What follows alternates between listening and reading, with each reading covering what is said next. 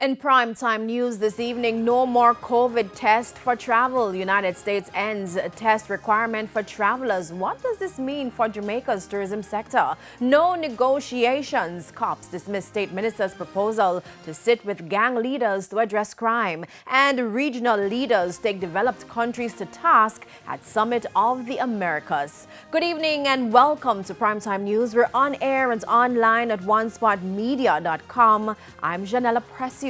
Also this evening, the Financial Week, Primetime Sports commentary, E-Prime and weather. But before the break, the feedback question.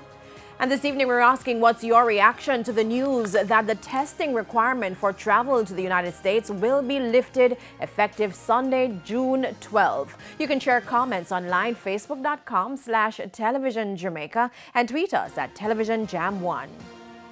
Please stay with us. Primetime News returns after this break.